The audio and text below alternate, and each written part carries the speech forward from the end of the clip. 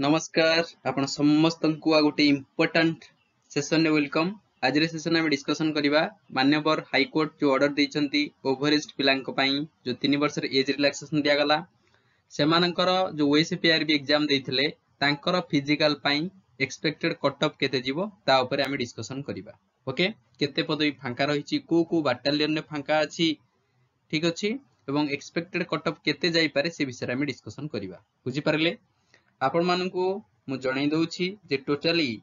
आपण मानकर जो ओएसपी आईआरबी एग्जाम होतला आधरे टोटली 16 टा बाटालियन रे केतेडा वैकेंसी आसीतला ना 2080 वैकेंसी आसीतला टोटली 16 टा वैकेंसी रे। ओके 2080 वैकेंसी 2080 वैकेंसी रु एई सब कैटेगरी रे वैकेंसी आपण थिला देखिबे बाटालियन रे जेमिति ओएसपी फर्स्ट बाटालियन ढेंकानाल रे 390 पोस्ट, थर्ड बाटालियन कोरापुट रे 101 पदवी, राउरकेला फोर्थ बाटालियन रे 178 पदवी, बारीपदा रे 228 एई भला पदवी थिला। टोटल देखुथिबे आपण माने 2080 पदवी आसीथिला विभिन्न बाटालियन रे। क्लियर आपण माननक भितरु जो माने ओवरएज पिला अछंती तांको तो 3 वर्ष एज रिलैक्सेशन मिलला तांकर कट ऑफ कोन केते जीवो से विषय हम डिस्कशन करिबा एवं केते पदवी फांका अछि प्रथमे आपण देखिनियंतु। देखंतु जो 2080 पदवी आसीथिला सेथिरु आपण मानकर जो इवेंट सब करा गला ओएसपी आईआरबी पई एवं फाइनली जेति पिला सिलेक्ट हेले जॉब पाया पई से थिले 1800 केते ना 1857 भलिया पिला। बुझी पारले 1853 क्लियर टोटली 1853 भलिया पिला कोन हेले ना जॉब पई रेडी हेले से मानक पई अपॉइंटमेंट लेटर मध्ये घर को पळि आछि। ओके कन्फर्मेशन मेल पळि आछि निर्दिष्ट बाटालियन रे जोग देबा पई आंकर जॉइनिंग 17 तारीख रे थिला किंतु परवर्ती समय तळे मानवर हाई कोर्ट स्टे कर देला ऑर्डर टिकु ओवरएज प्लांगर केस पर्यंत पेंडिंग अछि तांकर केसटा पर्यंत सॉल्व होई नाही बाध्य होइकरी से डेट को पोस्टपोन कर दिया जाइछि एवं आ गोटे निर्दिष्ट डेट केबे आसीबो जा फल रे आपण मानकु जॉइनिंग दिया जिवो। एबे क्वेश्चन उठुछि टोटली आउरी मध्य 227 पदवी रहिछि विभिन्न प्रकार बाटालियन रे जेमिति कि आपण जे देखिबे हमर स्पेशल सिक्योरिटी बाटालियन भुवनेश्वर रे मध्य पदवी फांका पड़िछि, 7th बाटालियन भुवनेश्वर रे पाखापाखि 80 रु अधिक पदवी फांका पड़िछि। एभला विभिन्न कैटेगरी रे विभिन्न बाटालियन रे एबे भी सुधा 227 प्लस वैकेंसी रहिछि फिल अप होई नाही काहे कि ना देखंतु जो 3 प्रकार इवेंट थिला 1.6 किलोमीटर 6 मिनिट रे हार्ड टास्क थिला एथिरे 80% पिला फेल हेले। जो 13 फीट रे लॉन्ग जंप थिला आधरे जदियो कोटी अल्प पिला फेल हेले कटि गले किंतु जो 4.6 फीट हाई जंप थिला ना हाई जंप एथिरे बहुत पिला कटि गले हला कि आपण माने मानि चलंतु 14000 प्लस पिला कोन हेतिले ना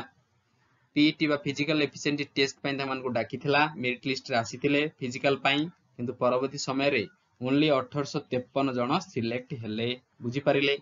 एबे आमे डिस्कशन करिबा जे ओवरएज पिलांकर कट ऑफ केते जीवो एवं पीएमटी ड्राइवर विषय रे मध्य देखिबा जे तांकर मध्य कट ऑफ केते जीवो। क्लियर आसंतु देखंतु ओवरएज पिलांकर कोन केते कट ऑफ जीवो प्रथमे जो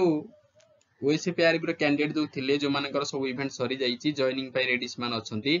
तांकर जदी आपण देखिबे यूआर कैटेगरी रे कट ऑफ पाखापाखि 60 प्लस जाईथला विभिन्न प्रकार बाटालियन रे। बुझी पारले 60 रु 65 जाईथला सेही भलिया जेहेतु ये यूआर कैटेगरी एवं एथिरे केते पिला टोटली अछंती देखंतु 25 भलिया प्लस पिला टोटली अछंती ओवरएज पिला पाखापाखि किंतु जेतबेले एज रिलैक्सेशन 3 वर्ष मात्र मिलिला 3 इयर एज रिलैक्सेशन मिलिला एथिरे बहुत पिला एलिजिबिलिटी बाहरु पळेले। बुझी पारले से माने रेंज भितरे आसिले नाही तेनो नियरली आपण धरि चलंतु 2000 पदवी सॉरी 2000 पिलांक पई टोटली अछंती जो मानकर पीटी हबो पीएमटी हबो हला physical efficiency test physical measurement test हबो। बुझी पारले ता माने आंकर पुनी रनिंग हबो लॉन्ग जंप हाई जंप हबो आंक पई केते पदवी एबे भी सुदा अछि 227 ता माने आपण मानि चलंतु एमिति रे भी 14000 जेतलो 1800 पिला सिलेक्ट होउचंती रिजल्ट पाखापाखि केते 10% भलिया आपण मानि चलिबे 10 नु किना 15% भलिया होउची तो 2000 जदी पाखापाखि 10% भलिया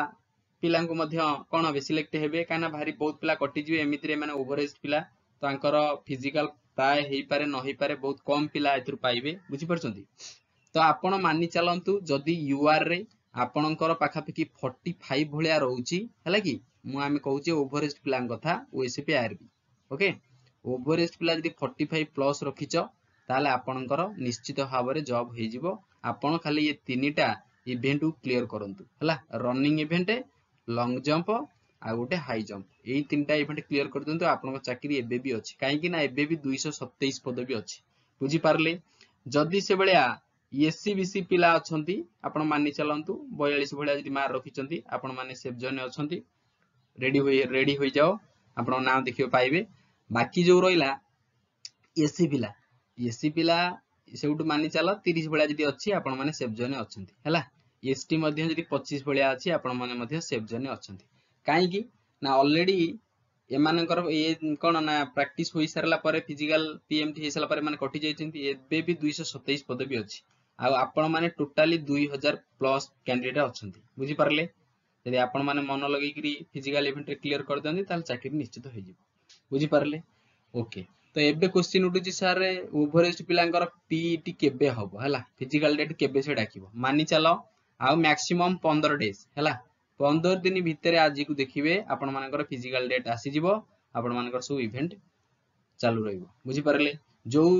देखंतु जो बाटालियन रे फिल अप होई सारिची से बाटालियन जदी आपण माने कोन ना 2000 पिला रो अधिक पिला सिलेक्ट होंदी देखंतु टोटली पद भी 227 आपण अछंती टोटली 2000 पिला 2000 पिला रो जदी 500 पिला कोन कर नेबे ना फिजिकल सब इवेंट क्लियर करि नेबे 500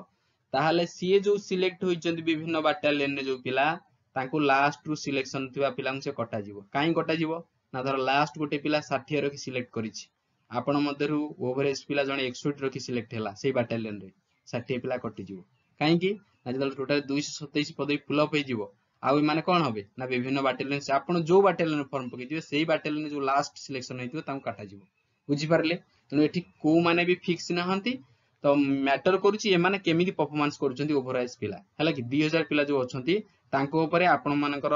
कोन ना जॉब 100% डिपेंड करूची स्पेशली सेही पिला पई जो पिला माने लास्ट मार्क रे सिलेक्शन हेइचंती बुझी पारले